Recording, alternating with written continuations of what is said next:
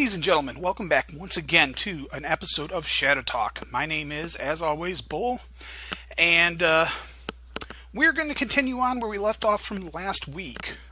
This video log is a chance for me to talk about Shadowrun, my experiences with Shadowrun, and my experiences as a playtester, writer, developer, player, game master, everything over the years.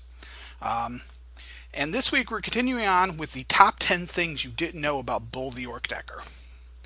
So we'll just dive right back in. So we did 10 through 6 last week. I'll put a link in the description below if you missed that video. But kicking off with this week, we are going with number 5. What are the most emotional moments from Bull the Ork Decker's history? I would have to say there's probably 2, and these are emotional on not just the character's level, but on the player's level as well. Now, I really played, Bull the Ork Decker as a character has been a part of my life for half my life now. Just about. And there's been a lot of stuff that's happened with him over the years. And it's not a stretch to say that I've gotten very emotionally invested in the character and his events and everything over the years. When we were playing the game, we had to be 5 years into the campaign. Probably about 5-6 years into the campaign at that point. And at one point, Bull, the Ork Decker's wife, Marie, started becoming distant. She was hiding something from him. She would say she was going out shopping or something, and then she wouldn't go there. There was some really weird stuff going on.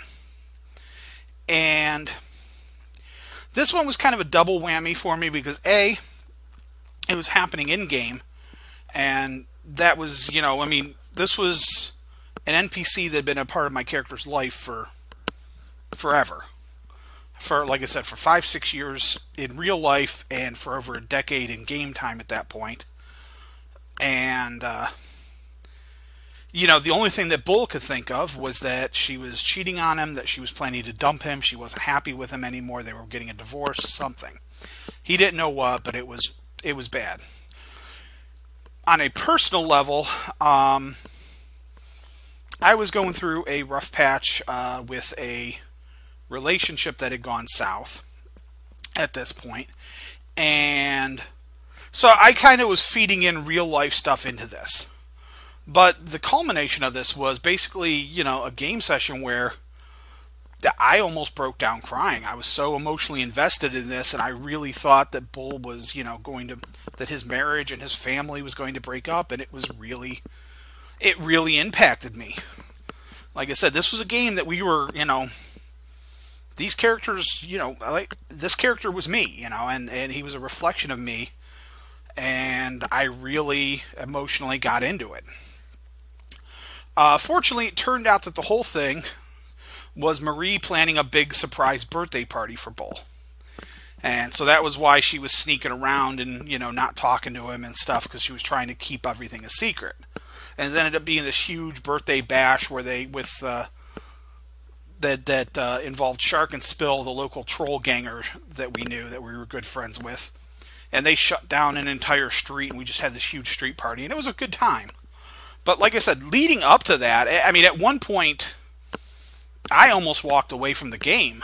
Probably not permanently, but it was one of those things where that game session, I literally had to get up and walk away for a few minutes, and Tinner actually came out to talk to me, because I was like, I don't know if I can handle this, man. This is, too much. This is emotionally just overwhelming me.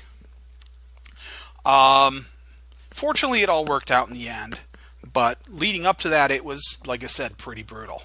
The second one was when I started doing Shadowrun missions. I hadn't taken over as developer initially when I started this project, although I became developer for the missions line before the project ever was finished.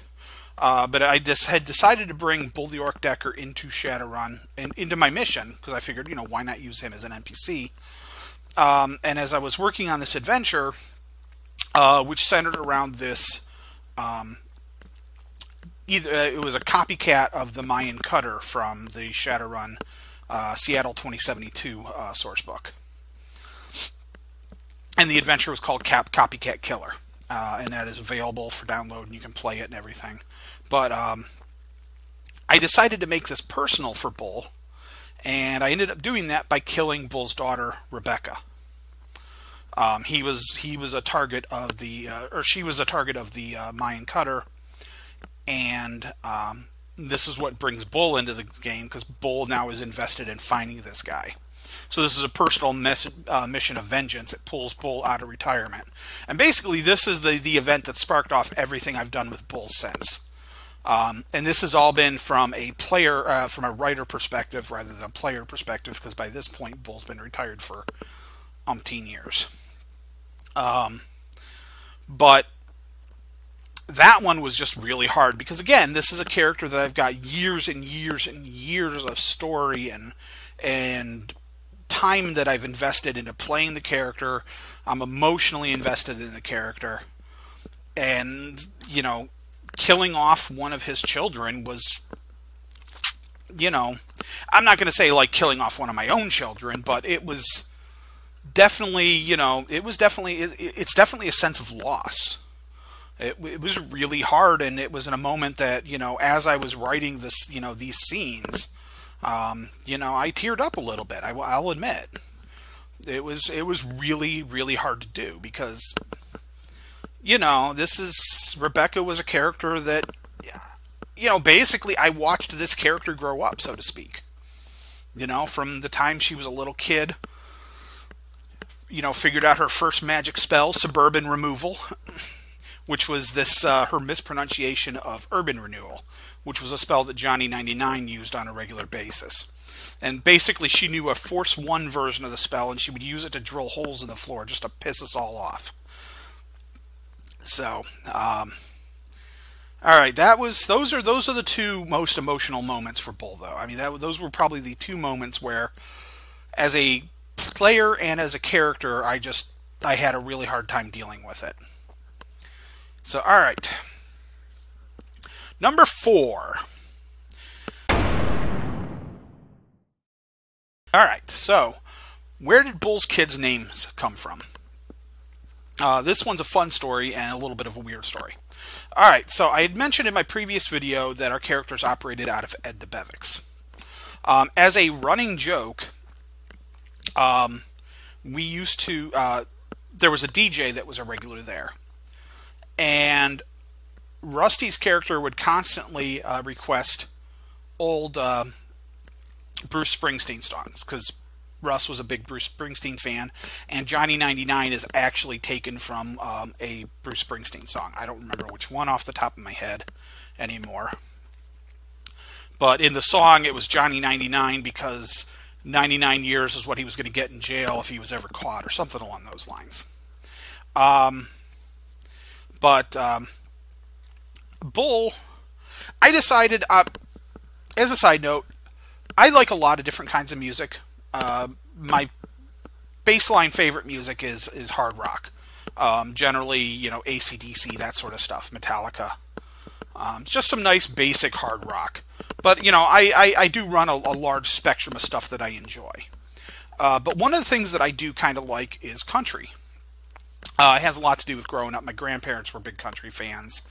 And my stepdad was a rock fan. And I didn't like my stepdad. So when I was a kid, I always was like, country's awesome, rock sucks, because, that was just me choosing my preferences based on who I liked. As I've grown older, obviously my tastes have changed a lot. But I still don't mind country. It's not my first preference. It's not the first thing I'll usually put on.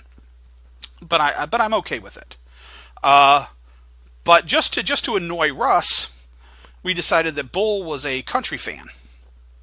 And so we would constantly be pestering the DJ to play either this old Bruce Springsteen stuff or old country music. And Tinner decided that Marie was a country fan as well. So when Bull's kids were born, she named the kids. It was William and Rebecca, but they were Billy and Reba, after Reba McEntire and Billy Ray Cyrus, which were two of the big names around that time that was popping. They had a lot of songs on the radio and stuff. So that's where those come from. So just in case you ever wondered, that's a little bit of a weird one. But all right, number 3. Johnny 99. Johnny 99 is a tough one to ballpark. He was a character that was kind of all over the place. It was kind of fun because originally when we very first started playing, Russ didn't really know anything about Shadowrun. I only knew a little bit. Russ didn't know anything, and he decided to play a shaman because he liked the idea of a totem. But he couldn't choose. He couldn't decide what totem he wanted to play. And initially, he ended up thinking he was going to be a cat totem. And the write-up for cat talked about how it played with its victims and stuff like that. So the first couple of runs we did after Russ chose cat, he started doing things like he was spray painting things on walls and writing jokes, and he started playing pranks on people. Well, Tinner ended up deciding that this was not really cat, this was more coyote. But the whole thing was a joke by Coyote on Russ. Basically, in game it was Coyote made Russ think he was a cat shaman, and then revealed himself later on. So Johnny 99 was a fun character, but he ends up with he's a tough one to deal with now. Flat out, and I think again I mentioned this in my previous video, but Bull does not like Harlequin at all. Bull hates Harlequin. The reason why Bull hates Harlequin is Harlequin's back. We did the adventure in Harlequin's back where we have to travel to the meta planes and to try to stop the horrors from coming through, or some such. It's been a long time, and I know Tinner modified the adventure heavily. But at the end of the adventure, the only way to seal up the breach or rift or whatever that was forming, we basically went into the meta planes, and while we were there, one of the only ways to stop it was that somebody had to sacrifice themselves. Initially, I was going to, because by this point we had kind of gotten towards the end of the campaign anyways. We were talking about retiring the characters. And I figured this would be a good one to go out on a high note. But at the last minute, Johnny 99 basically stops me and does it himself. Because Bull had a wife and kids, and while Johnny had a couple of wives, he was in a polygamous marriage. While Johnny had a couple of wives, Bull actually had kids. So Johnny stopped me to prevent Bull from killing himself and leaving his family, orphans, so to speak. So Johnny died, and it was Harlequin's fault for dragging us into this. He didn't tell us about it at a time. Bull was pissed because this was the culmination of about 7 or 8 years of game time at this point. We used to play, especially when we first started. We played 3, 4, 5 nights a week. Sometimes, because we were all young, we were all in our early 20s, didn't really had part-time jobs or just kind of stuff, had plenty of free time, no real responsibility, and we could do that. So we would play every chance we got, and for several years straight we played. Like I said, we would often play 3 or 4 or 5 nights a week, and even later, and then in the later years as we got busier and stuff, we were still playing usually once or twice a week minimum. So this was a lot of playtime. So Bull was pissed. A few years later, though, Tinner decided to run basically kind of a reunion game. So he got Russ back because Russ had gotten married, and some other stuff had happened, and he hadn't been able to really play a whole lot. I had kind of drifted away from the group as a whole due to other circumstances, and so we hadn't really played together in a number of years. So at some point, Tanner basically said, let's run a big reunion game, got them together, got a few of our other friends together for this big game. And Tanner told me to get Bull together, and the other guys made characters or updated old characters. But we get into game, and Rusty is playing this kid out of nowhere. This, like 10, 12-year-old kid, something like that. But the kid is calling himself Johnny and knows everything Johnny knows.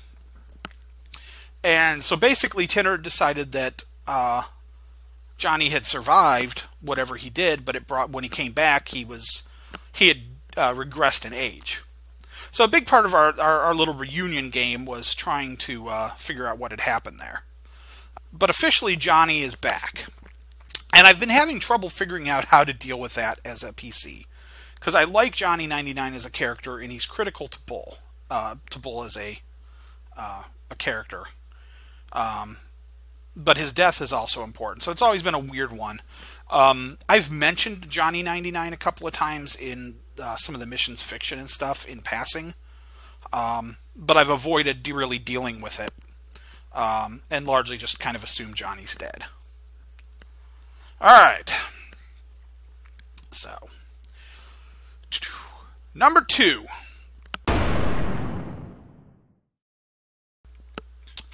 Bull the Ork Decker, William Bull McAllister. Was not originally named William McAllister. He had the name Bull from the start, but his original name was Charles Anderson. I found an old character sheet of mine, and that reminded me that his character's name was Charles Anderson. He went by Bull in the real world, but he went by Torin in the Matrix. I remember wanting to do different names because it was my way of kind of having some anonymity, making it anonymous, what Bull did as a hacker, as a Decker. So I gave him a different name so that way it wouldn't necessarily get back that it was the same person, since Bull did so much physical running as well as decking, since we were a two-man team for the most part. So Bull was frequently out meeting with people and meeting the Johnsons and stuff, so he wasn't quite as in the background as your typical Decker was back then. Bull was not an in-the-basement Decker.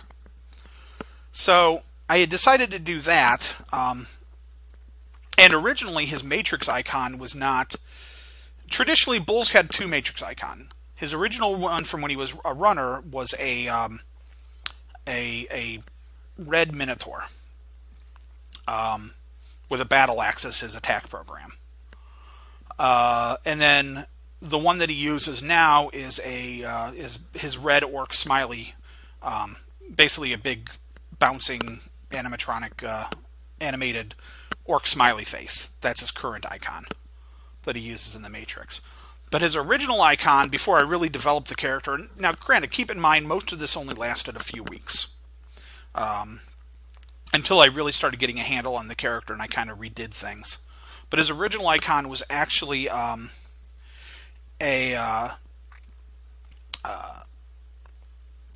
was it called? Was it Armadon? There was a game, Primal Rage, I think it was called, where basically you had dinosaurs and like basically this King Kong thing.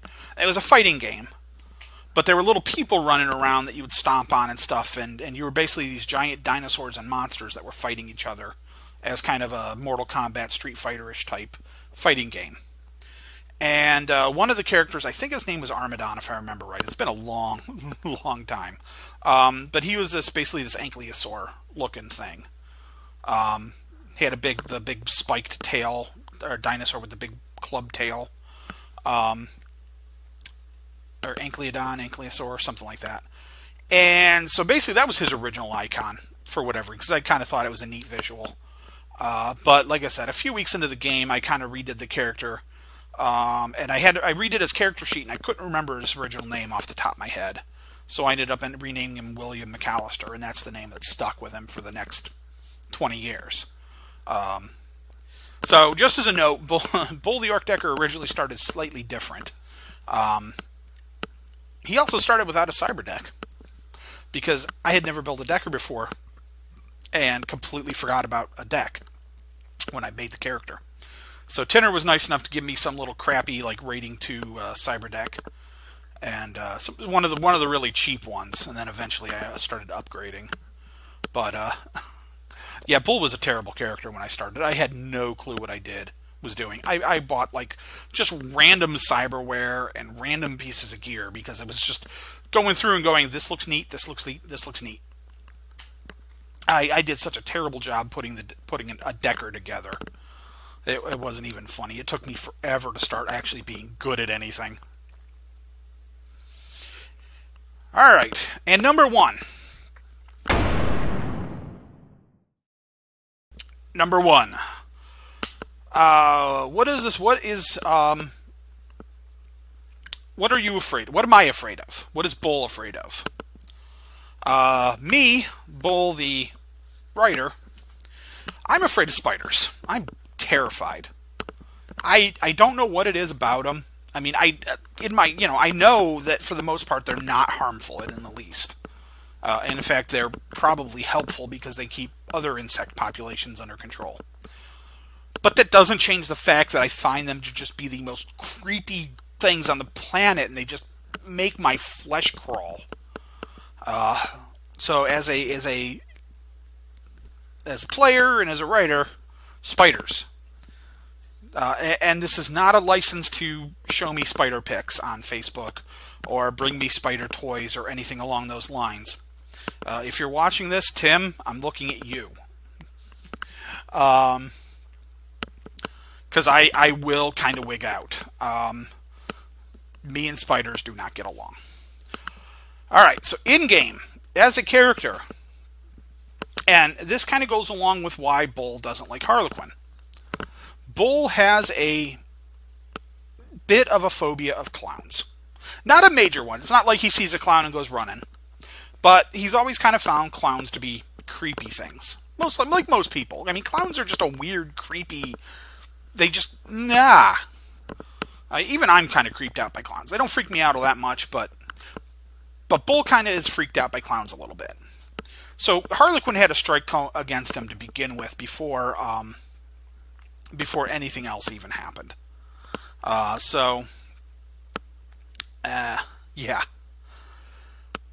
So now you know. All right, those are the top 10 things. Like I said, this is the top 5. There's another video with with 10 through 6. Check out the link in the description below for that. But that is going to be it for this week. So thank you for watching, ladies and gentlemen. As always, I would like to thank my patron backers. Without you, I couldn't do these videos. I couldn't do this stuff. And you guys are awesome, and I love you all.